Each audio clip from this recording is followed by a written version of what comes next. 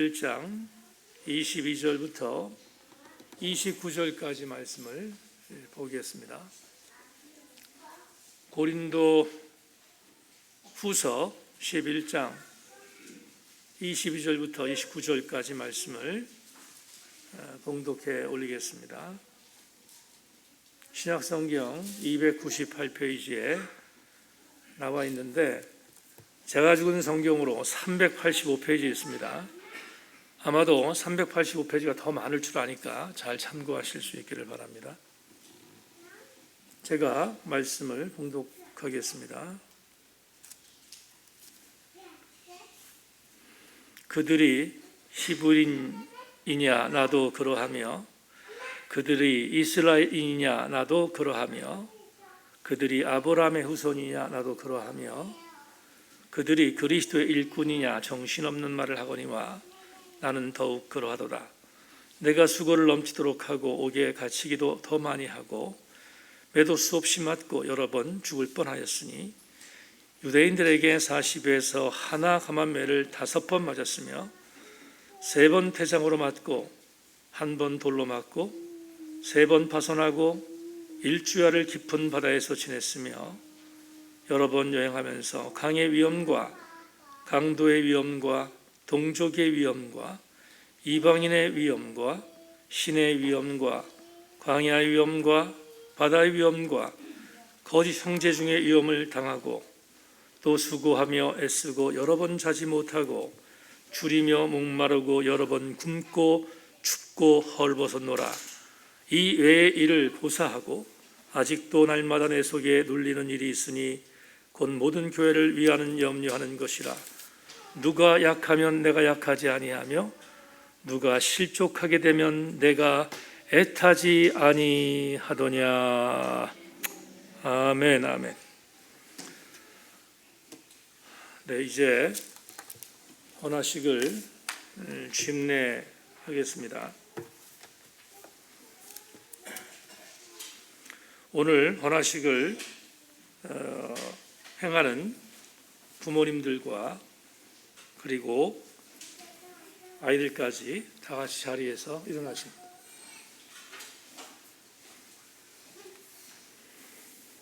아이는 앉고 저를 보시고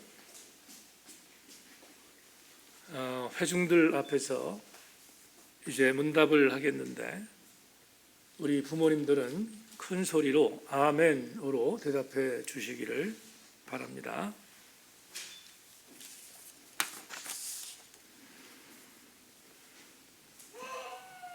묻겠습니다. 박하은, 이주환, 이지아, 최영찬 어린이들의 부모님들은 이 아이를 주께서 주신 선물로 인정하고 하나님의 은혜 안에 귀하게 양육하시겠습니까? 박하은, 이주환, 이지아, 최영찬 부모님들은 이 아이를 평생 동안 기도로 아름답게 양육하며 그리스도를 믿는 가정을 이룰 수 있도록 최선을 다하고 복음에 대한 신앙과 교회의 사귐 속에서 이 아이들이 온전히 성장하기로 양육하시겠습니까? 예, 고맙습니다. 이제 순서에 맞추어서 아이들을 안수하며 헌화식을 집례하겠는데 한 1분 동안 4명의 아이들을 위해서 주의 은혜 아래 잘 성장하고 훗날 한국과 한국교회를 위해서 귀하게 쓰임받을 수 있도록 1분 정도 우리 함께 조그만 목소리로 중보하는 시간을 갖습니다. 중보합니다. 하나님 감사합니다. 오늘 2021년 헌화식을 맞이하여 4명의 어린아이들을 주님께 올리기 앞서서 부모님들과 함께 서약하고 또 회중 앞에서 서약했습니다. 하나님, 이 아이들이 만나는 현장이 복되게 하시고 이 아이들이 승리하는 현장 되어질 수 있도록 도우시며 주께서 기뻐하는 귀한 아들 될 수 있도록 하나님 은혜를 내려주시기를 원합니다. 모쪼록 저들이 만나는 일체의 일들에 하나님 영광이 나타나게 하시고 승리가 임할 수 있도록 복을 더하여 주시옵소서. 우리 주의 성령의 강력한 은혜가 아이들 모두의 인생에 넘쳐나기를 원하며 예수 그리스도의 이름으로 간절히 기도하옵나이다. 아멘. 이제 순서에 맞춰서 박하은부터 오른쪽으로 올라오십니다.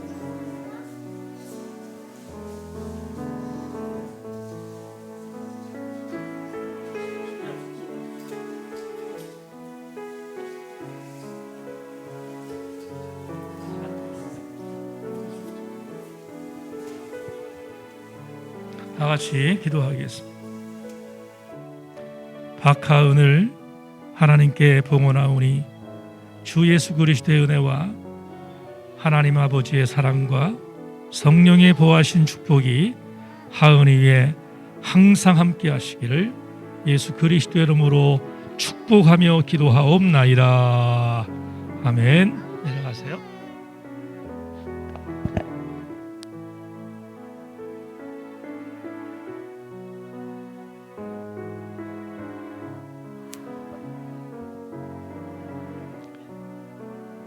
이 주안을 하나님께 봉헌하며 주 예수 그리스도의 은혜와 하나님 아버지의 사랑과 성령의 보호하시는 축복이 주안 위에 항상 함께 하시기를 우리 주 예수 그리스도의 이름으로 축복하며 기도 올리옵나이다. 아멘. 아멘.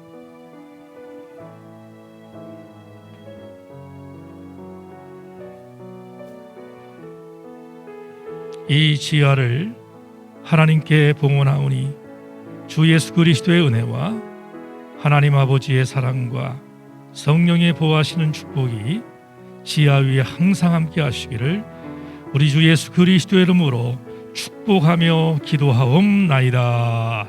아멘. 아멘.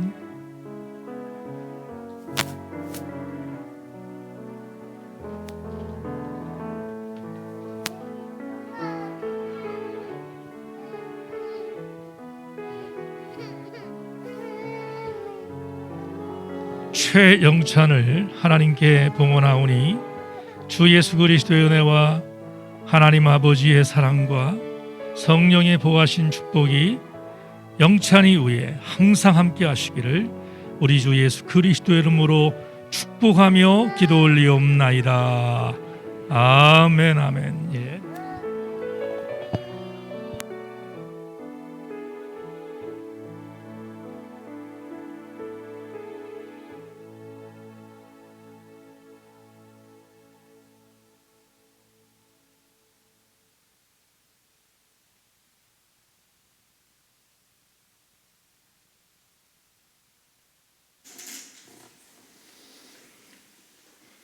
박하은, 이주환, 이지아, 최영찬 4명의 어린이는 하나님 앞에 봉헌되었으므로 하나님께서 네 아들의 앞날에 지속적인 은혜를 주실 것을 확신하고 귀한 아들, 딸들이 만나는 자에게 축복이 있고 섬기는 공동체에 은혜가 있고 하나님 영광이 나타나는 아름다운 일들이 있을 것을 확신하고 우리 교우들에게 인사할 때 여러분 크게 박수하며 축복해 주길 바랍니다. 부모님들 전부 다 회중들 앞에서 차렷 인사하겠습니다.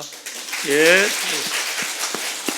들어가서 앉으십시오. 이제는 아이들 원하는 장소에 가셔서 앉으셔도 됩니다.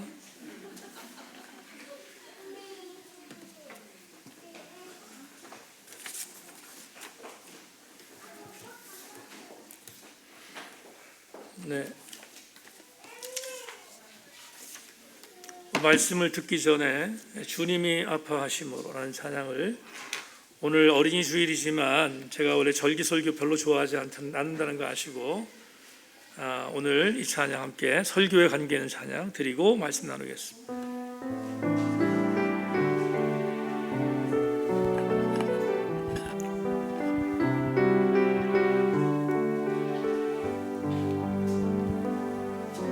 주님이 흘린 눈물은 십자가의 무거움이 아니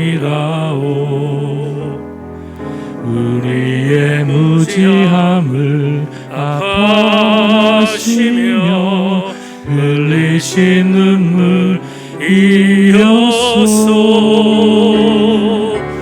골고다 그 언덕 길을 우리 위에 걸어야 했던 주님, 비난과 손가락질에 물과 피를 흘려야 했건만, 험난한 주님의 십자가 몹시도 무거웠건만, 우리의 비난과 채찍에 제물되어야 했던 주님의 아파하심으로 나 구원받았으니 이제는 주님을 위하여 이 한 몸 바치리라. 당신은 알고 있나요? 죽음으로 사랑을 하신 것을. 우리 예수님께서 자기 몸 다하여 죄인을 사랑하신 것을. 험난한 주님의 십자가 몹시도 무거웠건만, 우리의 비난과 채찍에 제물되어야 했던 주님의 아파하심으로 나 구원받았으니 이제는 주님을 위하여 이 한 몸 바치리라. 당신은 알고 있나요? 죽음으로 사랑을 하신 것을. 우리 예수님께서 자기 몸 다하여 죄인을 사랑하신 것을. 부모들이 어린아이를 사랑하는 것과 비교할 수 있겠습니까? 주께서 우리를 사랑하신 것을. 오늘 말씀을 들을 때 우리 마음이 뜨거워지게 하시고 다시 한번 주의 은혜에 임하는 그런 복된 시간이 될 수 있도록 은혜를 내리워 주시옵소서. 종의 연약함을 주님이 하실 줄로 믿고 십자가만 증거되게 하여 주옵소서. 예수 그리스도의 이름으로 기도하옵나이다. 아멘.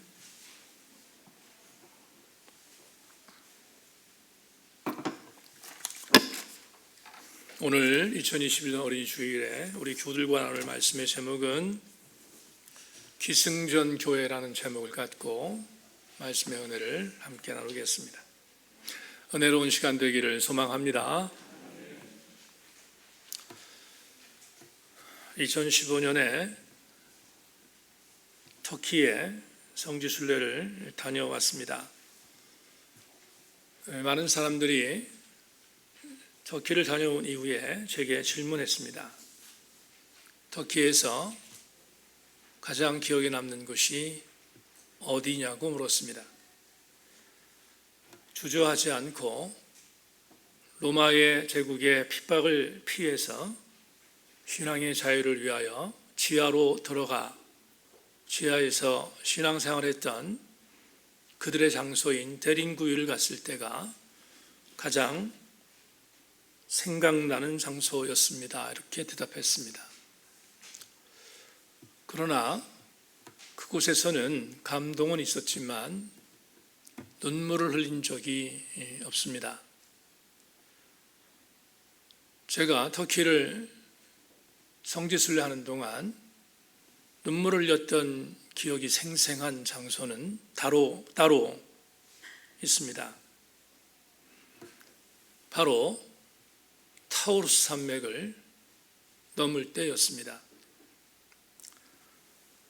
지금 터키의 지명으로는 꼬냐라고 하는데 성서의 지명으로는 여러분 잘 아시는 비시티 안디옥 그리고 이고니온 루스트라가 있는 지역을 꼬냐라고 하는데 이 꼬냐를 제일 먼저 방문했다가 그곳에서 해발 3,500m의 타우루스 산맥을 넘어서 안탈리아라고 하는 지금의 지명은 안탈리아인데 성경에는 버가라고 하는 지역과 가까운 사이프러스 항구 쪽으로 넘어가는 일이 있었습니다. 이 지역은 타우루스라고 하는 3,500m의 해발이 높은 산을 넘어야 하기에 난 코스로 유명합니다. 저는 그날 에어컨 시스템이 잘 장착되어 있는 35인승 리무진을 타고 타우루스 산맥을 넘었습니다. 그 산맥을 넘을 때 제게 떠오르던 성경이 하나 있는데 그 성경이 바로 오늘 여러분과 읽은 본문입니다. 특별히 26절 이렇게 기록되어 있습니다. 여러 번 여행을 하면서 강의 위험과 강도의 위험과 동족의 위험과 이방인의 위험과 신의 위험과 광야의 위험과 바다의 위험과 거짓 형제주의 위험을 당하고 이 구절 중에 눈에 띄는 문장은 강도의 위험이라는 문장입니다.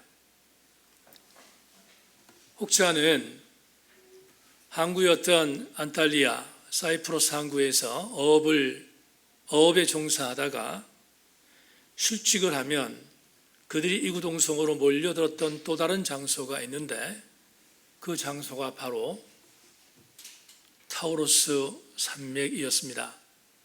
그들은 타우루스 산맥에 모여서 의기투합하여 그 험난한 타우루스 산맥을 넘어 다니는 수많은 여행객들의 돈치값과 생명을 뺏었습니다.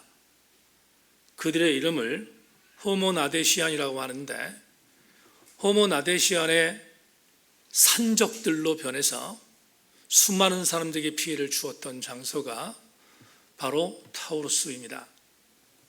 그러기에 오늘 본문에서 바울이 이 산맥을 넘을 때 강도의 위험에 직면했다고 말한 것은 너무 당연한 일이 아닐 수 없습니다. 조금만 더 오늘 본문에 들어가기에 앞서서 여러분에게 이해를 돕기 위하여 타우루스 산맥을 넘었던 사도 바울의 일정에 대하여 잠시만 부연하겠습니다. 여러분 잘 아시는 것처럼 2000년 전 수리아 안디옥 교회는 이방 교회의 전진 기제였습니다. 수리아 안디옥 교회는 아름답게 성장하여 첫 번째의 선교사를 파송하는 쾌거를 이뤘습니다. 그것은 바울과 바나바를 첫 번째의 선교사로 파송하는 쾌거였습니다. 그리하여 바울과 바나바 그리고 그들을 따르던 또 다른 일행들이 장도에 올랐습니다. 수리아 안디옥에서 사이프러스까지는 배를 타고 가야 하는 지역이었기에 그들은 배를 타고 사이프러스 항구에 도착했습니다. 그런데 그곳에서 도착했던 바울과 바나바의 일행은 밤빌리아에서 복음을 증거하다가 버가라고 하는 조금 전에 말씀드렸던 지금의 안탈리아, 터키의 가장 따뜻한 관광도시 안탈리아를 거쳤습니다. 그리고 그 안탈리아를 거친 뒤에 비스티아 안디옥으로 그들의 제1차 전도 여행의 동선을 옮겼음을 사도행전 13장에 우리에게 보고하고 있습니다. 여러분에게 주지할 내용이 있는데, 저는 지금 사도행전 13장에서 바울과 바나바의 일행들이 동선으로 옮겼던 장소에 반대쪽에 먼저 도착해서 반대로 리무진 버스를 타고 이동했지만, 바울과 바나바는 제가 이동했던 그 동선의 반대 방향, 즉 안탈리아에서 버가라는 안탈리아를 거쳐서 타우루스 산맥을 넘은 뒤 그리고 비시디아 안디옥으로 전도하는 1차 전도 여행을 진행했다는 것입니다. 잠시 제 이야기로 돌아가겠습니다. 저는 터키 여행 중에 장시간 이동을 할 때마다 차 안에서 책을 읽었습니다. 그런데 그날은 책을 읽을 수가 없었습니다. 이유는 타우루스 산맥을 통과하려면 난코스를 통과해야 되는데 멀미할 수 있는 가능성이 많았기 때문입니다. 그래서 저 역시 멀미를 하지 않기 위하여 읽던 책을 접고 타우루스 3,500m의 산맥을 편안한 에어컨이 나오는 리무진을 타고 옮겼습니다. 옮기다가 차창밖에 펼쳐지는 광경 속에 펑펑 울었습니다. 그때가 터키 여행에서 가장 크게 울었던 장소입니다. 이유가 뭘까? 강도의 위험과 적의 위험들이 산재해 있는 해발 3,500m의 타우루스 산맥을 바울은, 바나바는 도보로 이동했습니다.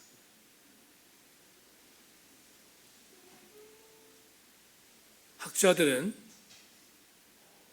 바울과 바나바 중에 바울이 안탈리아 버가 지역에서 풍토병에 걸렸음을 예측합니다. 버가는 습기가 많은 지역이기에 그곳에 말라리아 모기에 감염되어 말라리아로 죽어가고 있다는 예측들을 학자들이 합니다. 당시 말라리아 백신은 존재하지 않습니다. 말라리아 치료제가 없는 것은 당연합니다. 그렇다면 바울이 말라리아에 걸려 죽어가고 있었을 때 바울이 할 수 있는 유일한 방법은 모기들이 없는 건조한 지역으로 옮길 수밖에 없는 것입니다. 그리고 자연적인 치유를 기대하는 것밖에 없기에 습기 지역이었던 버가 안탈리아에서 타우루스 산맥을 넘어야 건조한 지역인 비시디아 안디옥이 있기에 어쩔 수 없이 그들은 강도의 위험을 무릅쓰고 세발 3,500m가 넘는 곳을 도보로 이동했다는 것입니다. 그날 제가 펑펑 울었던 이유는 바울과 바나바의 일행에게 너무나 부끄러웠기 때문입니다.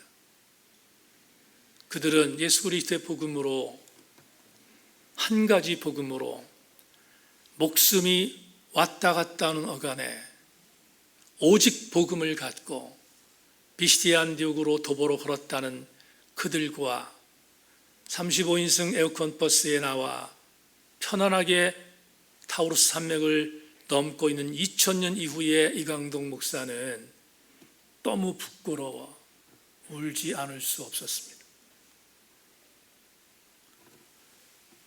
이제 본문으로 들어가겠습니다. 22절을 함께 나눕니다. 그들이 히브리인이냐 나도 그러하며 그들이 이스라엘인이냐 나도 그러하며 그들이 아브라함의 후손이냐 나도 그러하며 세 가지의 단어가 여러분 눈에 띄우실 것입니다. 히브리인, 지금 22절은 이런 정황이 있습니다. 바울의 적대자들이 바울에게 우리는 히브리인이다, 우리는 이스라엘인이다, 우리는 아브라함의 씨라고 자랑했습니다. 그러자 이 자랑을 받은 바울이 곧바로 이렇게 반격했습니다. 그들이 히브리인이냐 나도 그러하며 그들이 이스라엘이냐 나도 그러하며 그들이 아브라함의 후손이냐 나도 그러하다. 그렇다면 이 세 가지 단어는 의미가 있다는 것을 직감할 수 있습니다. 첫째, 히브리인, 유대인들의 언어적 차원을 의미하는 단어입니다. 디아스포라 유대인들은 대체적으로 세 가지의 언어에 익숙했습니다. 첫째는 고린도 지역의 모국어인 헬라어, 그리고 유대인들의 통상적인 언어였던 아람어, 그리고 종교적인 언어였던 히브리어, 이 세 개의 언어가 바로 고린도 교회의 바울의 적대자들에게 자랑거리였던 언어였습니다. 바울에게 말하는 것입니다. 너 이런 거 없지? 그런데 바울이 말합니다. 나도 히브리인 중에 히브리인이며 나도 이스라엘 사람 중에 이스라엘 사람이며 나도 아브라함의 씨앗 중에 씨앗이라고 반격한 것입니다. 그래서 오늘 본문의 히브리인과 이스라엘인과 그리고 아브라함의 후손이라고 하는 이 세 가지의 자랑에 대하여 바울은 한술 더 떠 나는 너희들보다 더 뛰어난 이러한 정체성을 갖고 있다고 반격하는 장면이 22절 본문입니다. 23절 전반절을 보십시다. 이렇게 말합니다. 그들이 그리스도의 일꾼이냐 정신없는 말을 하거니와 나는 더욱 그러하도다. 여러분, 바울은 사역을 위하여 고린도 교회 적대자들에 대하여 본인의 정체성을 분명히 선포하고 있는데 지금 23절에 그들 적대자들입니다. 그들이 그리스도의 일꾼이냐 정신없는 말을 하거니와 나는 더욱 그러하다라는 이 단어를, 이 문장을 오늘의 언어로 바꿔보겠습니다. 바울이 이렇게 말한 것입니다. 너희들이 그리스도의 일꾼임을 자랑한다고 하는데 지나가는 개가 없겠다. 나는 너희들이 감히 상상할 수 없는 헌신을 위해 그리스도 예수께 내 삶을 온전히 드렸다. 이게 23절에 나와 있는 구절을 오늘의 언어로 번역한 것입니다. 이해하셨을 줄로 믿고 오늘 대단히 중요한 주제절 쪽으로 들어가겠습니다. 이제 23절 후반절부터 27절을 자막을 통해서 참고하시기 바랍니다. 그들이 그리스도의 일꾼이냐 정신없는 말을 하거니와 나는 더욱 그러하도다. 내가 수고를 넘치도록 하고 옥에 갇히기도 더 많이 하고 매도 수없이 맞고 여러 번 죽을 뻔하였으니 유대인들에게 40에게 하나 가만매를 5번 맞았으며 3번 태장으로 맞았고 1번 돌로 맞고 3번 파선하고 일주일을 깊은 바다에 지냈으며 여러 번 여행하면서 강의 위험과 광도의 위험과 동족의 위험과 이방인의 위험과 신의 위험과 광야의 위험과 바다의 위험과 거짓 형제 중에 위험을 당하고 또 수고하며 애쓰고 여러 번 자지 못하고 추리며 목마르고 여러 번 굶고 춥고 헐벗었노라. 바울이 예수님을 위하여 당했던 수고를 이렇게 말합니다. 첫째, 옥에 갇혔다. 아마도 에베소 교회에 구금된 것을 말하는 것입니다. 둘째, 매도 수없이 맞았다. 40에 하나에 가만 39번의 매질을 당한 이 매질도 당했고 태장이라고 하는 형벌은 로마인들에게는 면제됐던 태형이지만 바울이 내가 바울의 로마의 시민권을 갖고 있다는 것을 말하기 직전이었기 때문에 사회적인 소요를 일으켰다는 의미로 바울에게 이런 태장을 가했던 것은 디아스포라 유대인들이 행했던 범죄 중에 하나였습니다. 셋째, 1번 돌로 맞았다. 사도행전 14장 19절에 있는 루스드라에서 당한 봉변입니다. 넷째, 3번 파선하였다. 아시는 것처럼 사도 바울은 배로 바다로 여행을 하며 복음을 전했기에 당연히 파선되었던 여러 가지 일들을 경험했을 것입니다. 5번째, 여러 번의 여행에 만난 강의 위험, 동족과 이방인의 위험, 시내의 위험, 광야의 위험, 바다의 위험, 거짓 형제의 위험은 전도 여행 때문에 당했던 고난일 것입니다. 그리고 6번째, 일체적 육체의 고통이 뭔가 수고, 고생, 잠을 잘 못 잤던 것, 굶주림, 목마림, 불가피하는 금식, 시위, 헐벗음 등등이 표현되고 있습니다. 사랑하는 여러분, 지금 5가지 고난을 왜 고린도 교회 적대자들에게 선포했는가? 이유가 뭘까? 당연합니다. 고린도 교회 적대자들이 바울의 입장에서 바라볼 때 이건 정말 적반하장의 열심이라는 생각을 한 것입니다. 그들이 갖고 있는 적반하장의 내용들을 공격하기 위하여 사도 바울이 좀 비굴한 것 같지만 본인이 전도여행을 통하여 당했던 수많은 고난과 수고를 오늘 본문에서 분명히 제시하고 있음을 우리는 기억해야 합니다. 여기까지가 바울이 당했던 고난을 통하여 적대자들을 향하여 공격하는 방어입니다.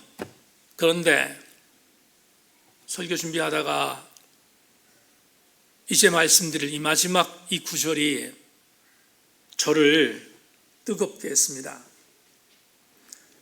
여러분, 사도 바울이 오늘 본문 23절 후반절부터 27절에서 말했던 이 여러 가지 고난들, 유명한 구절이잖아요. 이 유명한 구절들을 소개할 때 제게 어떤 구절이 떠올렸냐면 빌립보서 말씀이 떠올랐습니다. 빌립보서 1장 20절로 21절, 나의 간절한 기대와 소망을 따라 아무 일이든지 부끄러워하지 아니하고 지금도 전과 같이 온전히 담대하여 살든지 죽든지 내 몸에서 그리스도가 존귀하게 되게 하라니 이는 내게 사는 것이 그리스도니 죽는 것도 유익함이니라. 이 구절이 보이십니까? 바울이 어느 정도로 헌신했는지, 지금 적대자들이 열심을 낸다고 말하는데 여러분, 심한 말로 개가 웃는다고 말할 정도로 바울이 이렇게 말한 이유가 여러분 그려지십니까? 사도 바울은 이렇게 고통을 당했고 이렇게 고난을 당했습니다. 그런데 이 고난은 견딜 수 있었던 고난이었어요. 육체적인 린치, 죽음의 위협 등등의 여러 가지 것들은 바울 스스로가 견뎠던 것들이고 견딜 수 있는 것이라고 오늘 본문이 말하고 있잖아요. 그런데 이것과는 비교할 수 없는 진짜 고통이 바울에게 있었습니다. 이 고통은 이루 말할 수 없는 고통이었음을 오늘 28절에서 우리에게 증언하고 있습니다. 28절, 이 외에 일은 고사하고 아직도 날마다 내 속에 눌리는 일이 있으니 곧 모든 교회를 위하여 염려하는 것이라. 바울의 목양 정신이 보입니다. 다시 강조합니다. 바울은 본인이 예수 때문에 당하는 고난 괜찮다는 것입니다. 내가 예수 그리스도를 증거하는 여러 가지 사역 때문에 당하는 육체적인 린치 괜찮다는 것입니다. 내가 육체적으로 이런 여러 가지의 고난과 고통과 수고를 당했지만 견딜 수 있다는 것입니다. 그런데 견디기 어려운 고통이 있음을 28절에서 말합니다. 어떤 고통이라고 말합니까? 이런 고통이에요. 내가 목숨 걸고 세웠던 고린도 교회, 적대자들에 의하여 지금 와해되고 무너지고 있는 고통이에요. 교회가 쓰러지는 것은 견딜 수 없다는 거예요. 내가 다른 것들은 다 참겠지만 교회가 무너지는 것만큼은 견딜 수 없다는 거예요. 그리고 바울에게 공격하던 공격 대적자는 물론이거니와 희생되어 넘어가는 고린도 교회 성도들을 향하여 오늘 마지막 29절은 눈물이 있는 감동적인 메시지입니다. 여러분 29절을 읽겠습니다. 누가 약하면 내가 약하지 아니하며 누가 실족하게 되면 내가 애타지 아니하더냐. 한 번 더 읽겠습니다. 누가 약하면 내가 약하지 아니하며 누가 실족하게 되면 내가 애타지 아니하더냐. 무슨 말입니까? 고린도 교회 성도들 중에 누가 아프면 바울은 내가 아프다고 말합니다. 여러분 놀라운 사실이 뭔지 아십니까? 바울은 지금 고린도후서를 쓸 때 어디 있었습니까? 에베소에 있잖아요. 에베소에 이미 고린도 교회를 사임했어요. 여러분 제가 진해교회, 제천중앙교회 그리고 제가 경험했던 법원동산교회 성도들이 아프면 가끔 이런 전화를 해요. 목사님, 옛날 목사님이 기억나 전화했는데 목사님 제가 아프니까 기도해달라고. 제가 그때마다 이렇게 말합니다. 내가 당신을 위해서 기도하냐고. 왜 기도하냐고. 당신 교회 담임 목사님한테 부탁하고 담임 목사가 있는데 왜 나에게 기도를 부탁하냐고 야단칠 때가 있어요. 여러분 교회를 떠났으면 떠난 뒤에 목회자 윤리로 잊어버린 게 정상이에요. 그런데 바울은 에베소에서 이미 교회를 떠났는데 고린도 교회가 아프다는 이야기를 듣고 여러분 목회적 윤리적인 차원이 아니라 그런 진짜로 교회가 무너지는 것을 아파하여 고린도 교회 성도들이 아프면 내가 아프고 고린도 교회 성도들이 애를 태우면 내가 애를 태운다고 지금 본문에서 증언하고 있잖아요.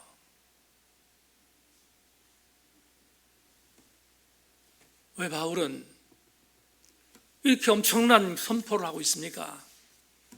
오늘 설교 제목 때문입니다. 오늘 설교 제목 바울은 그의 전체의 정신이 기승전 교회였기 때문에. 농담 한 번 할까요? 지금은 좀 어려워서 그러지 못하지만 올해이 되면 아내하고 외부에 나갈 때가 많습니다. 그래서 오늘은 쉬는 날이니까 우리 바다 좀 보러 하자, 어디 가서 좀 쉬자, 그러고 나갑니다. 그러면 그렇게 스케줄을 하고 나가요. 나가는데 오후쯤 되면 항상 목욕탕이 있어요. 기승전 목욕이야 우리는. 그런데 사도 바울은 기승전 교회잖아요.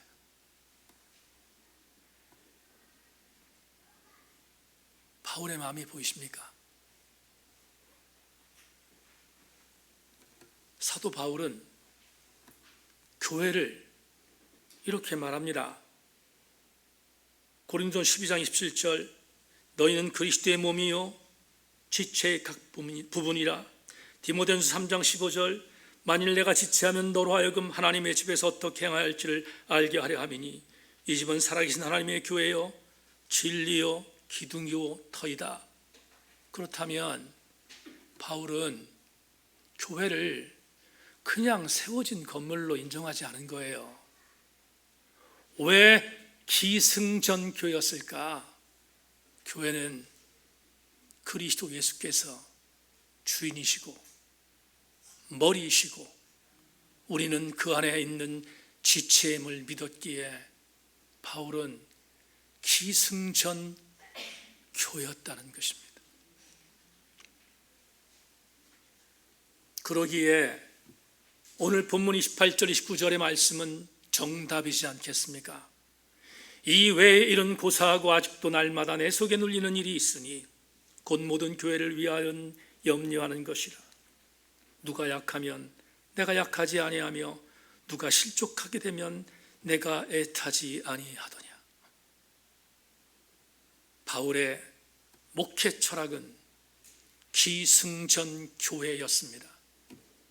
사랑하는 교회 여러분, 여러분 어떻습니까? 지난 주간에 있었던 한 가지의 일을 여러분께 소개하고 설교를 맺겠습니다. 지난 주간 아제르바이잔이라고 하는 나라에 거주하는 한 집사님이 제게 메일을 보냈습니다. 다 읽고 나서 어제 아제르바이잔으로 그 집사님이 전화를 걸었습니다. 걸고 이 메일 내용을 우리 교우들에게 소개해도 되겠느냐고 허락받았습니다. 이유는 오늘 설교와 맞물리기 때문인데 조금 길지만 그 집사님이 저에게 보낸 메일 내용 전체를 소개하겠습니다. 목사님 안녕하십니까? 저는 아제르바이잔 바쿠에 살고 있는 김충식 집사입니다. 목사님께 신앙적 도움과 나눔을 하고 싶어 글을 씁니다. 목사님의 블로그를 둘러보다가 미친 듯이 책을 읽었다는 글을 읽게 되었습니다. 코로나 팬데믹 속에서 한국교회를 생각하며 마음 아파하시는 그 절박함이 크게 느껴졌고 그 글에 공감했습니다. 원래 저는 월터 브루그만이 쓴 안식일은 저항이다라는 책을 공감하고 읽고 있었는데 이분의 다른 책을 찾아서 읽어보고자 이름을 검색하다가 우연히 목사님의 블로그를 방문하게 되었고 블로그의 대문에 적혀있는 세상에게 살려달라고 외치는 교회의 비극 속에서 세상이 교회 살려달라고 아우성치는 교회로 만들기 위해 몸부림치는 주님의 철저한 노래라는 글을 접하면서 순간 뭔가 특별함이 제게 다가왔습니다. 넘쳐난 수많은 말씀과 책 중에 무엇을 듣고 읽으며 어떻게 적용하며 살아야 하나? 지금 드러난 한국교회 모습은 왜 이럴까? 아마도 목사님께서 느끼신 아픔의 일부를 동일하게 느끼고 고민하며 살아가다 동질감이 아니 직감적으로 느끼는 끌림이 있었기 때문입니다. 이후 한 달의 기간 동안 블로그의 글을 꾸준히 읽으며 이재철 목사의 목사 그리고 목사직이라는 책을 쓰신 서평을 제 지인들과 공유하며 읽었고 미친 듯이 책을 읽었다는 글은 복사가 되지 않아 그 글을 전체 캡처하여 사진 파일로 보내며 그 절박함을 여러 사람들과 함께 나누기도 했습니다. 또 수년 전 북콘서트 영상을 보며 참 특이한 교회이고 정말 책을 많이 읽는 목사님이구나 하는 생각을 했고 그런 목사님 말씀을 어떠할까 생각하며 세인교회 최근 예배 동영상을 대부분 들으며 지내오고 있습니다. 저는 59년생으로 모태신앙이었지만 오랜 기간 방황하다가 47세에 하나님을 인격적으로 만났고 33년 다닌 직장을 퇴직한 후 지난 10년 전부터 아제르바이잔에 살고 있습니다. 회심 후 출석한 교회에서 제자 훈련을 받고 그때 이후 지금까지 매일 말씀을 묵상하며 그 주신 생각과 감동으로 나름 말씀대로 순종하며 살아가겠다고 다짐하고 노력하지만 땅에 발을 딛고 살아가는 현실이 세상의 가치가 아니라 하나님의 뜻과 생각에 따라 살아가는 것이 얼마나 어려운 일인지를 분별하기 수차 어렵다는 사실을 절감하면서 하나님의 긍휼말을 구하며 살아가고 있습니다. 목사님께서 양해해 주신다면 그동안 제가 생각해왔던 신앙적 판단과 의문들에 대해 나눔을 가져보고 싶습니다. 마음에 주는 감동대로 나눠주시면 감사하겠지만 혹시 그런 마음이 없으시라도 괜찮습니다. 그 마음 또한 흔쾌히 받을 수 있습니다. 애초에 제가 무리한 부탁을 했을 수도 있으니까요. 질문 내용입니다. 한자로 복자의 의미는 술이 가득 담긴 항아리를 그린 그림 문자에서 출발한 글로서 가득하다는 뜻입니다. God bless you를 번역하면 하나님께서 축복하시길 이란 뜻입니다. 하나님의 축복이 있기를 라고 번역합니다. 하나님께서 복을 주시기를 간구한다는 말입니다. 술이 가득 담긴 항아리와 같이 세상에서 필요한 것이 가득하게 되길 간구하는 것입니다. 한국교회 성장과 세속화는 애초 하나님 말씀인 성경을 번역하면서부터 시작된 것이 아닌가 생각해 보았습니다. 그러니까 성장도 기복신앙에 기초한 물질을 주시는 종교로 주신 물질에 의한 세속화가 두드러지게 나타나고 있는 지금 모습으로 만약 하나님께 평강 주시기를 하나님이 주는 평강을 누리기를 번역되고 전해왔다면 과연 구약의 인물 중에 예를 들어 물질의 부여함도 하나님이 주는 복으로 설명할 수 있을까요? 예수님을 따르고 예수님을 전하는 기독교는 구약 인물들이 누린 삶을 나도 믿고 기도해서 현실에서 누리고자 하는 종교가 아닌데, 구약에서 하나님과 이삭과 야곱이 가진 재물이 지금 나에게도 하나님을 믿는 믿음으로 허락해 주셨다는 말입니까? 히브리 민족이 출애굽을 할 때 홍해가 갈라져 애굽 바로의 군대가 수장되어 전멸한 기록이 기독교의 승리를 말하는 것일까요? 요셉과 다윗과 같이 성경 속 인물처럼 그들의 파란만장한 인생 역전 끝에 애굽의 총리가 되고 이스라엘의 왕국의 왕이 된 성공의 삶을 나도 믿음으로 살고 싶은 것인가요? 하나님의 아들이신 예수님의 삶과 예수님을 따른 제자들의 삶에서, 그리고 하나님 말씀인 신약 어디에도 세상의 것을 구하라고 가르치진 않았습니다. 결국 물질도, 홍해를 가른 이적도, 왕이 되고 총리가 된 성공도 하나님을 사랑함으로 하나님의 뜻 가운데 존재하는 이웃을 내 몸과 같이 사랑하는 삶을 살아가 하나님의 영광이 되게 하는 가정뿐이지 않겠습니까? 김승 집사님의 질문입니다. 그런 뒤에 집사님이 이렇게 글을 마무리했습니다. 기독교는 쉽게 사는 길을 가르치지 않는다. 제 한국의 고향교회인 수영로교회 이규현 목사님의 지난 설교 말씀을 들으며 큰 도전의 말씀으로, 큰 울림으로 내게 받았습니다. 예수님은 나를 따르려면 자기를 부인하고 자기 십자가를 지고 나를 따를 것이라고 말씀하셨습니다. 그 길만이 하나님이 주시는 평강을 온전히 받아 누리는, 그렇게 사는 길이기 때문일 것이란 이해를 했고, 부족하지만 그 길을 따라가기 위하여 더욱더 기도하며 흔들리지 않기로 다짐합니다. 사랑하는 교우 여러분, 긴 장문의 메일을 여러분에게 소개한 이유가 있습니다. 아제르바이잔, 유럽의 소국입니다. 그리고 그곳은 이슬람이 있는 나라이기도 합니다. 그런데 제게 보낸 이 집사님의 글을 읽다가 두 가지가 생각이 났습니다. 첫째, 아직도 한국 교회에서 양육되어 전 세계에 파송되어 있는 한국인 디아스포라 크리스천 중에는 올바른 신앙을 살기 위하여 몸부림치고 절박한 마음으로 하나님의 뜻을 찾으려는 남은 자들이 생생히 살아있다는 생각 때문에 감사했습니다. 둘째, 이 집사님이 기복적 신앙에 빠져있는 한국교회, 거기에서 헤어나오지 않으려고 하는 익숙해져 있는 한국의 기복적 신자들을 향하여 질타하고 있는데, 그들이 그 기복적 신앙으로 빠진 이유는 한국교회에서 사역하고 있는 수많은 목회자들의 잘못이지 않겠습니까? 그렇다면 이 생각이 저에게 들었습니다. 적어도 외국이지만 하나님 말씀에 몸부림치며 살려고 노력하는 한국인 디아스포라 크리스천들이 산재해 있다면, 아니, 그가 지금 살기 위하여 제천세인교회에 보잘것이 없는 이강동 목사의 설교를 듣고 있다면, 그가 진짜로 올바른 신학 안에서 흔들리지 않은 영성으로 주님이 오시는 그날까지 하나님 나라에 입성할 수 있는 설교 준비에 목숨 걸어야 되겠다 생각했습니다. 세인교회 지체 여러분, 묻겠습니다. 여러분에게 교회는 무엇입니까? 여러분에게 교회는 지금 어떤 정체성으로 여러분의 신비에 새겨져 있습니까?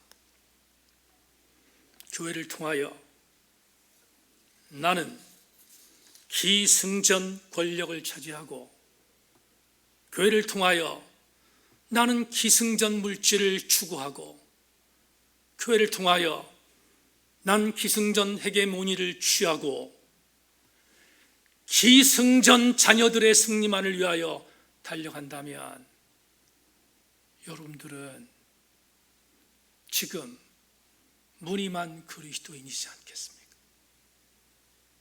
바울은 그의 전생애에 예수 그리스도가 주인 대신 몸에, 교회에 목숨을 걸었습니다.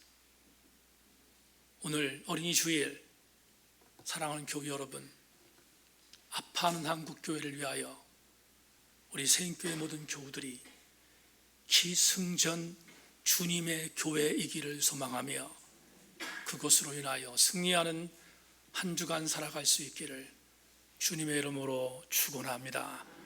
하나님 감사합니다.